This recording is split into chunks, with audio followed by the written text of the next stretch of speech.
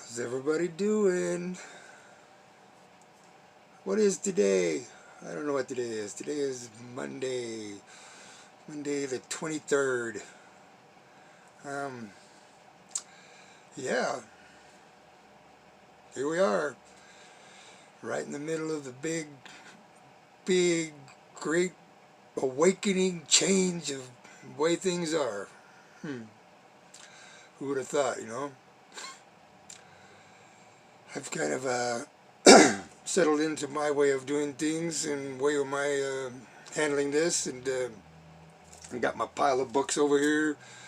I'm going to start doing some more reading, and which means I'll be napping a lot, because usually when I start reading I fall asleep. So I'll be napping. I'm taking a fast from social media, which I got to tell you is probably one of the best things I did. I can still get the news and get terrified and depressed, just with 5 minutes in the morning and maybe 5 minutes in the evening. So there's plenty of that. But I shut off the Facebook, the Instagram, the Twitter, so there's not just that constant looking and hearing and processing and absorbing all the negativity and all the stuff that goes on with that. I can reach out to my friends and on WhatsApp or text or email even, or phone call. Wouldn't that be weird? And talk to them like that. I've also I'm just telling you what I'm doing. I'm just just me checking in. I also changed my diet a little bit. I'm doing intermittent fasting. This is my second day. I ate once yesterday at 4 o'clock, and I ate well, so I feasted. But once a day is enough. I feel good. My energy's up. I've been still doing a lot of the herbal teas and just trying to eat as fresh as I can. I didn't have a lot of fresh fruit, but I got a good stockpile of bananas and papaya, avocado, for a few days, and then I can go into the store. I've been trying to go to the store every day to pick up a few things, but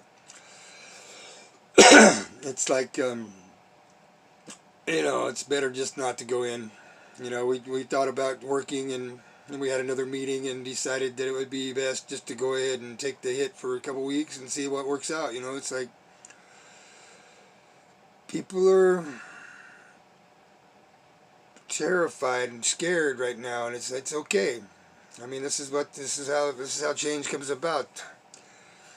We have to understand that I don't think things are ever going to be the same again, which is good, because we needed a good shakeup. We needed a planetary shakeup and coming together with people.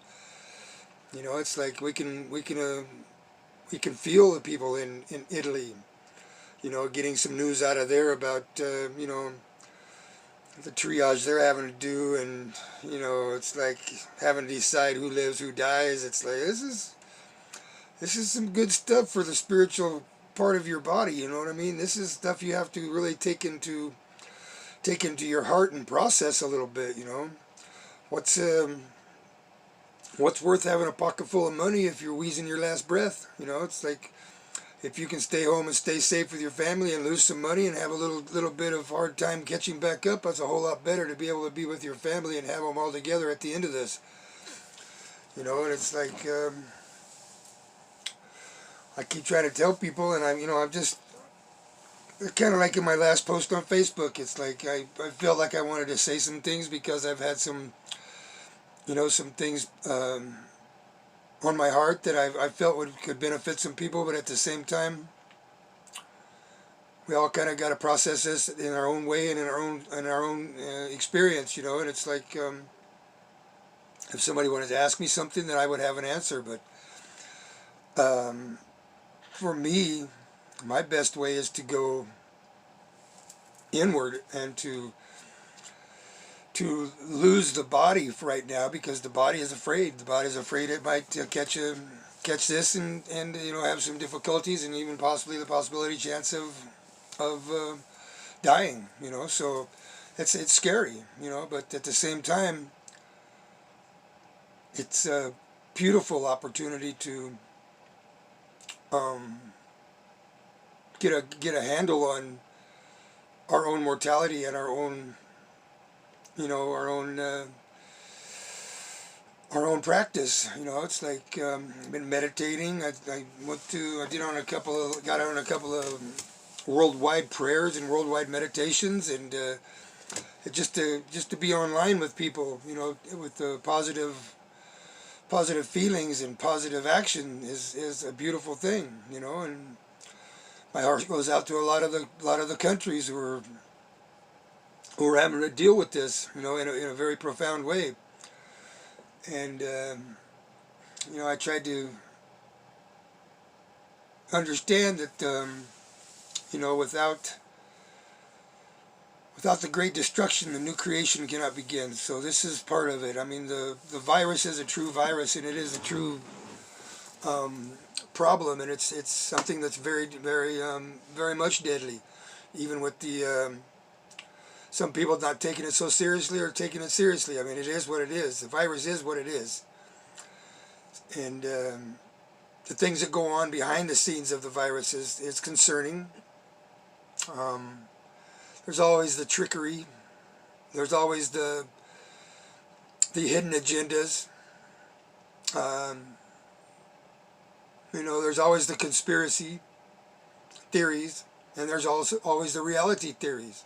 There's always a reality. I mean, not the theory of reality, but the reality of why this is going on, and what's happening, and why it was done in the first place, or you know, how it escaped, or how it got, you know, discharged into, you know, the world. Who knows?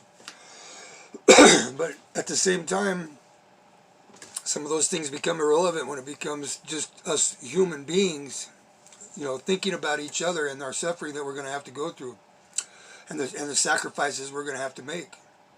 And I use that word sacrifice because it's only sacrifice if we think about, you know, having to give up things. And it's going to become very evident, I think, that the things we have to give up are not so important. They're not as important as, you know, your family being healthy and your friends being healthy and you being healthy. It's not as important to be able to, you know, do all these things that we do as civilized, you know, society. How I just think it's so much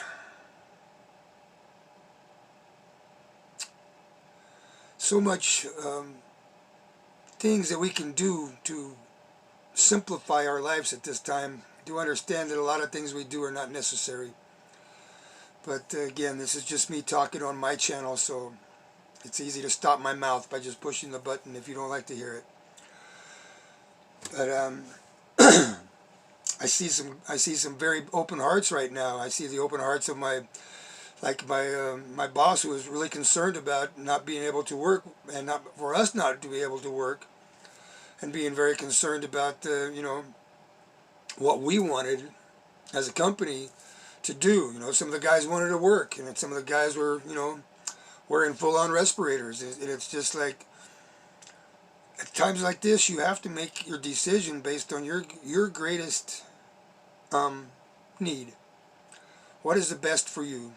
And you know, and it's like, we kind of relied on the government for this because we didn't know it was coming anyway. You know, what's best for us? How do we handle this, and how do we get through this season? It's not going to go away this season. It's going to come back next season. So what do we do? You know, it's like, in my personal experience, I have places that I would rather be. I have people that I'd rather be with. I have things that I would rather be doing. I have my ideology, my things that I think, you know, how I think things should go in my universe and in my world. And if I have to make concessions, that's fine. We all wanted to see, I say we all, I mean, we all with open hearts and open minds wanted to see a change in the world in a way that we all come together as one people. So at some levels, this is our donation to that change. We have to make the donation to this change to make it come to be. And you know, I don't see it ever going back the same. I hear, people saying, "Oh, never going to shake hands or hug again." Well, as soon as the green grass grows, I'm starting to hug people. So if you want to hug for me and you're not afraid, I'll be hugging, okay? And I'll be shaking hands, and there'll be some touch, because coming from the desert that I did in my last, few years of the way I lived, I didn't have much human contact, and it was something that I missed very greatly. And this will be something that a lot of people are going to miss. And I understand that, and I have compassion for you right now, and I have empathy for you, because I can feel you, and I understand that. And at some point, we're going to have to get past this, and we're going to have to go back to being, the way we are. I did kind of like the namaste coming out as being part of it. Even the president did it. Whether he knows what it means or not, I don't think he does. I think it was just a way for him not to shake hands, but that's beside the point. The thing is, we are in this together. We are in this together. And we will come out of this together. And there is going to be some pain, there's going to be some suffering, and there always is. Namah Shivaya. You cannot grow without destruction, without the pain. Without something dying, something cannot grow. And that's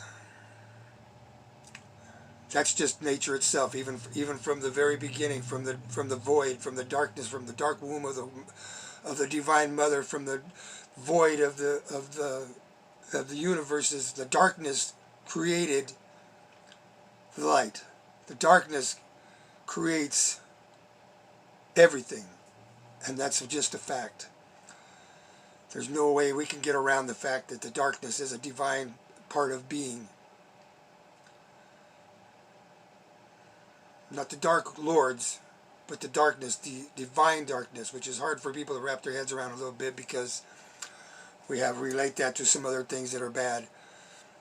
But even from the void came creation, came the voice of creation.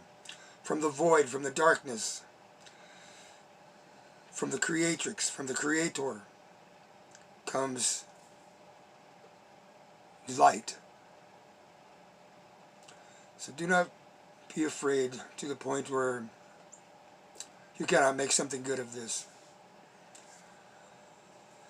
And I guess that's all I got to say right now. It was a little bit more than I was going to say. I was just going to come in and say hi. Is there anybody out there? But, that's kind of like, this is the way it is right now. So I love you. I have WhatsApp. If you have my phone, text me.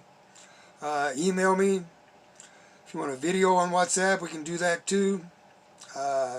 Video chat with your people. Get online with your people. My heart is 3,000 miles away. I still get online and I talk to her. So, it's just like, we can do these things. And we can make it. If we embrace the reality and the truth and the beauty in this. This is something that we all can grow from.